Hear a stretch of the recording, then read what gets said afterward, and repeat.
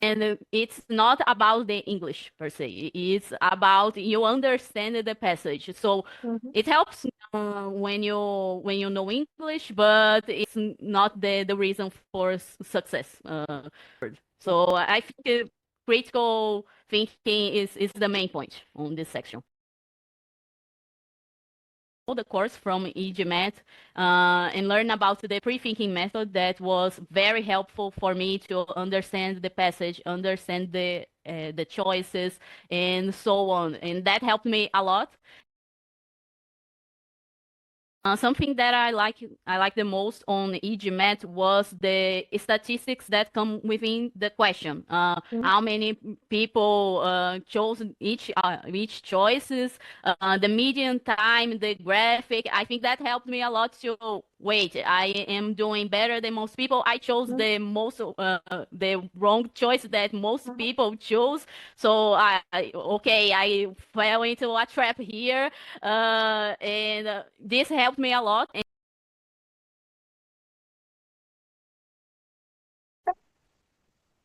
So, hello everybody. Welcome to today's video debrief session. Today we have a very special guest with us, Raissa, all the way from Brazil, who scored a brilliant 715 on her recent GMAT with an outstanding V87, Q88, and a DI81. So, welcome, Raissa, and again, Thank you. congratulations again. So, how does it feel to, surpass your target score? What was your reaction when you saw the score?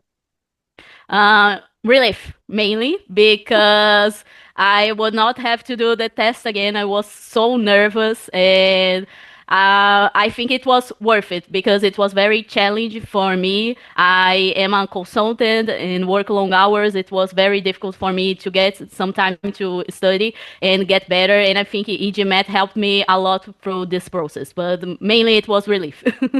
I'm so glad that we are able to have this conversation, right? But it's a brilliant score, as I said, an outstanding 99 percentile score. And I know, Haisa, a lot of effort went in. You just mentioned you have long working hours to be able to manage prep and, your work. But before we get into, how you made it to the 99 percentile score, uh, tell our viewers something about yourself. Yes, like I said, I am a consultant here in Brazil at a boutique Brazilian firm called Miro. We have about 50 people. We are small, but we do the same job as McKinsey, Bain, BCG.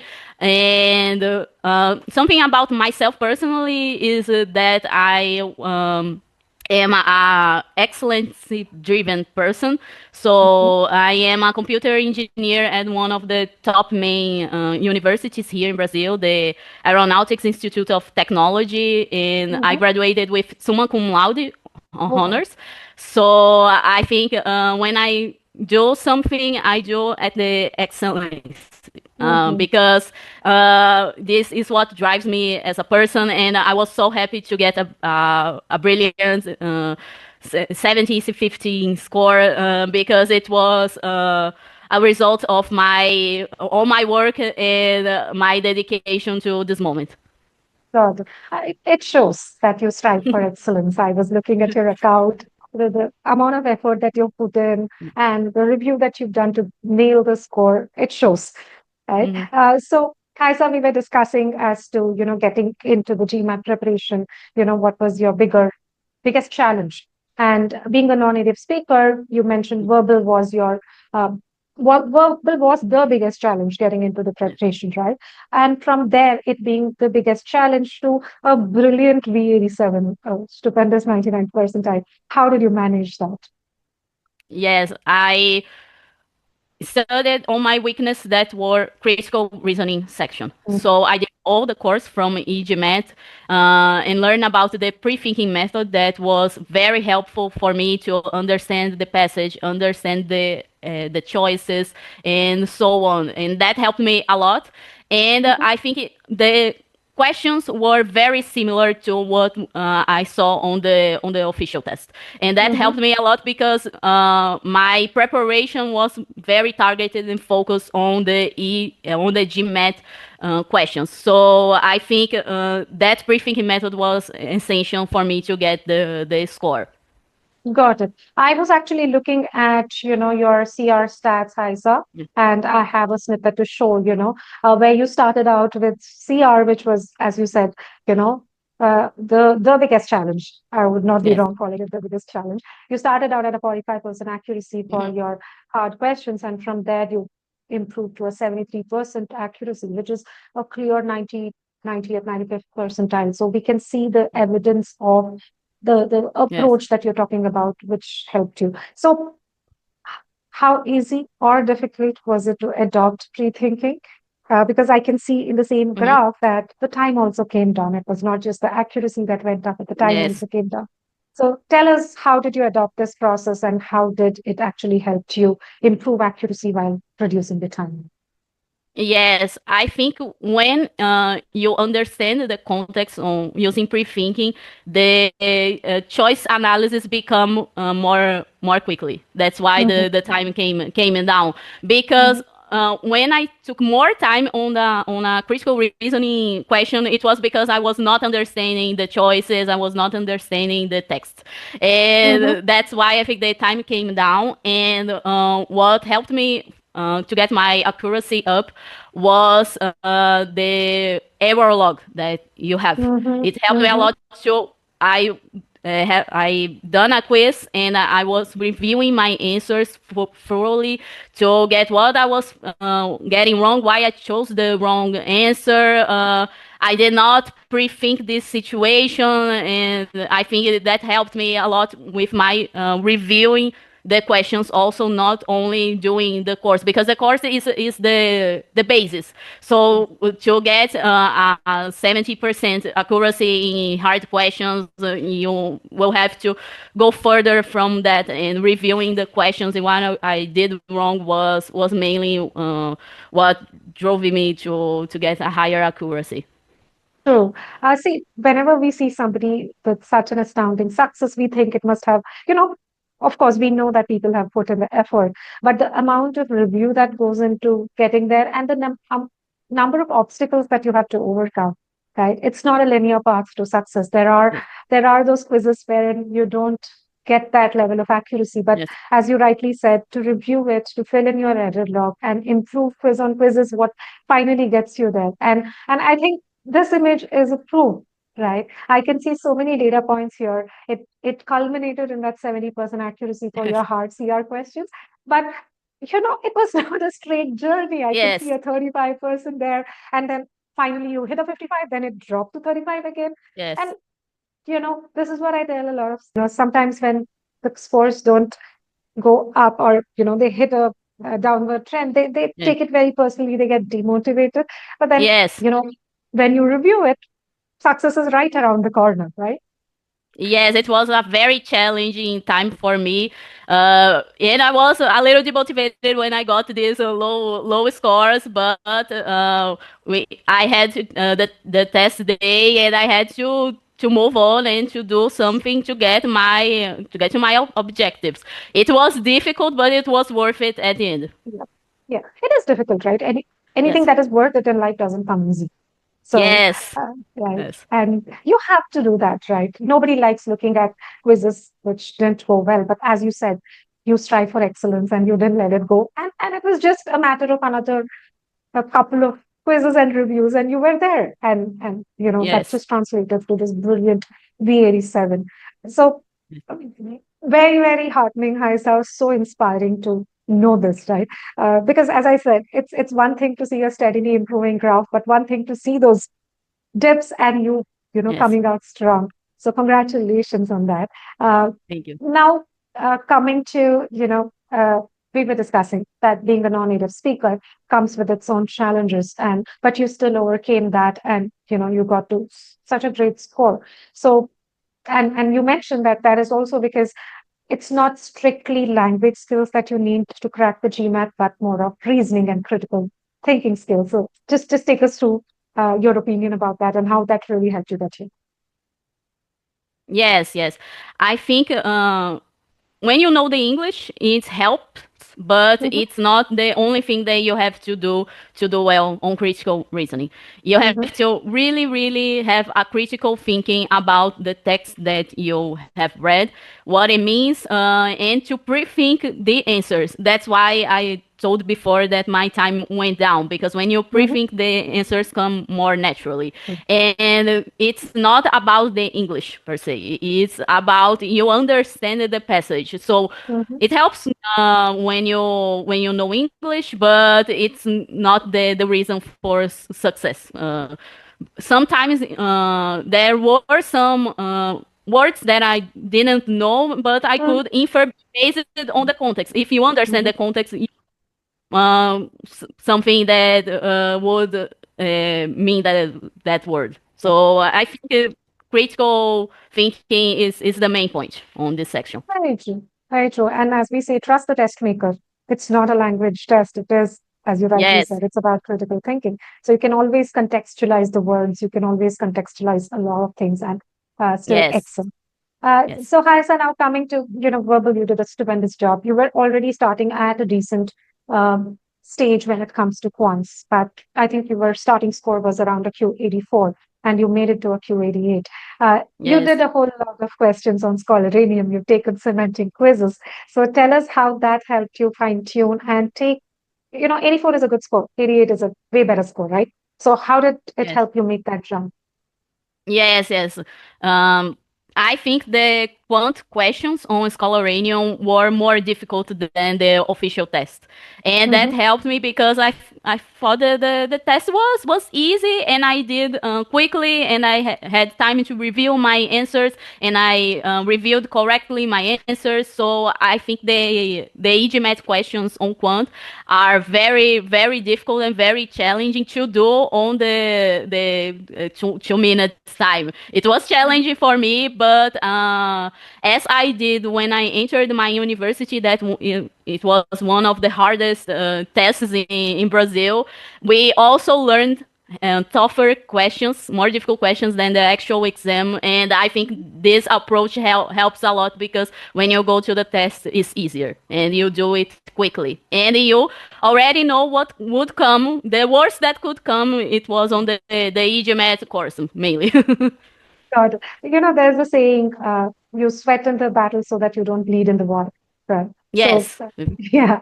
And here again, I was looking at, your stats and I have something similar to show, it's just, that's where I said, when we started conversing and towards the beginning, you said, you are somebody who strives. So, as I was saying, there's so many evidences of you not letting go, you taking every, uh, setback as a challenge. And I can see that in quant also, right? Yes. 75% on these difficult questions, on hard questions, meant that, you were set for success. You took it head on, you just didn't say, oh, I can't do it. And I Yeah. think that's the mindset of a winner. So happy that we are sitting here and having this conversation. Me too. So so, Haisa, when it comes to data analytics, I know that you did error log, but when I look at the kind of trends, when I see that, the kind of improvement that you've made, I know that you've used the analytical tools on the Scholaranium while you were practicing. So, tell us what value do these analytical tools have in taking that score to that next level?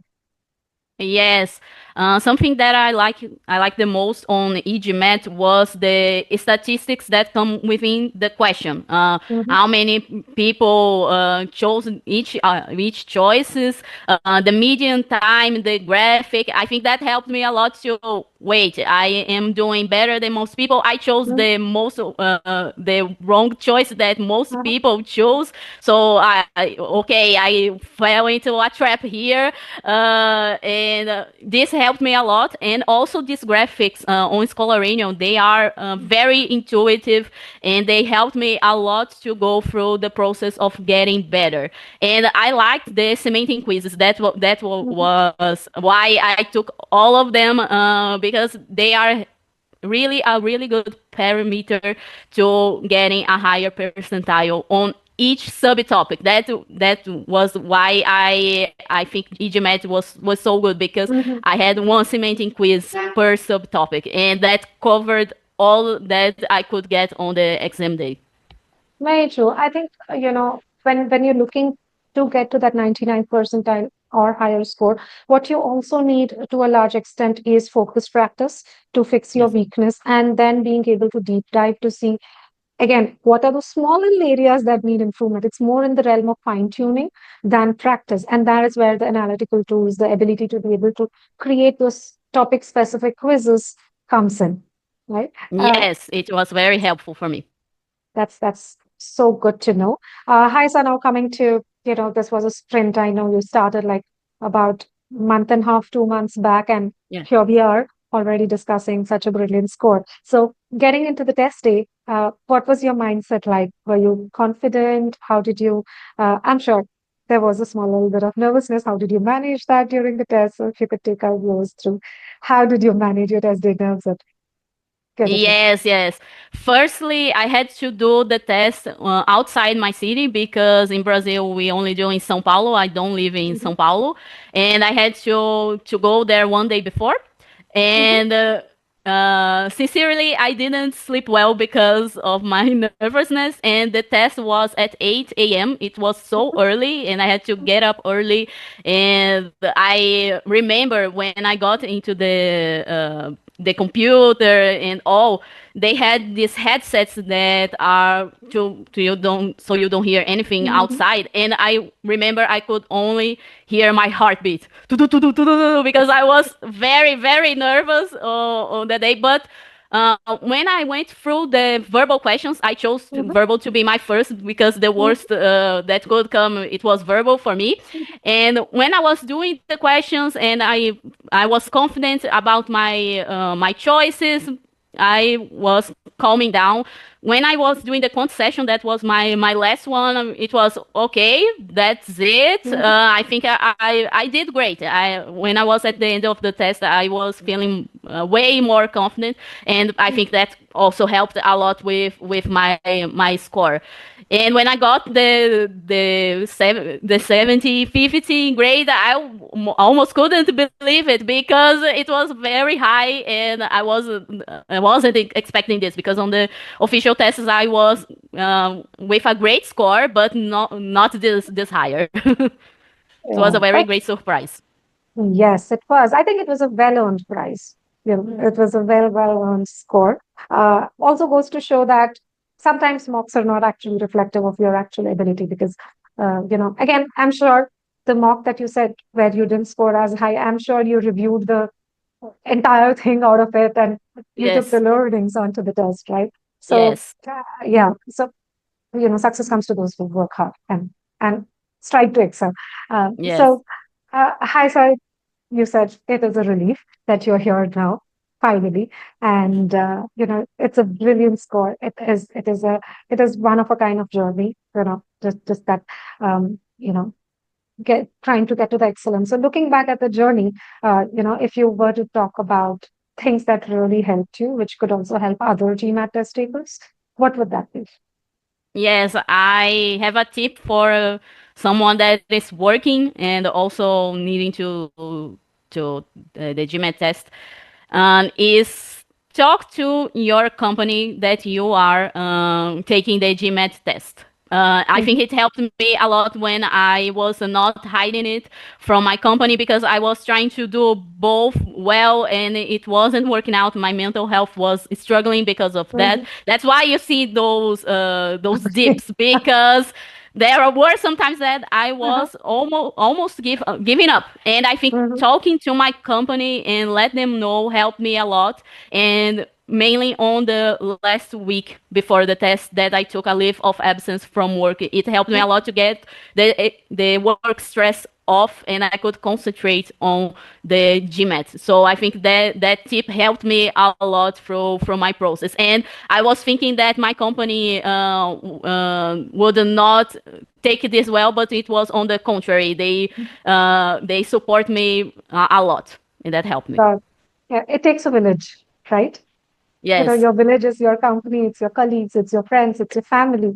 While they can't take the test for you, while they can't teach things, they can be that real strong support structure that helps you come out a winner. So it's a Yes. brilliant tip, Haisa. I think we a lot of times underestimate the support structure, and I'm so glad, you know, you spoke about it, and I'm so glad that your company helped you in this Yes. journey.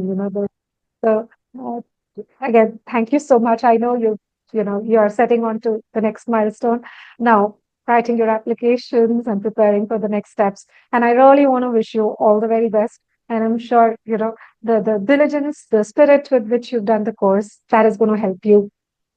Those are the characteristics that make a great application and a great candidate. So all the best and break the leg. Thank you. Thank you a lot.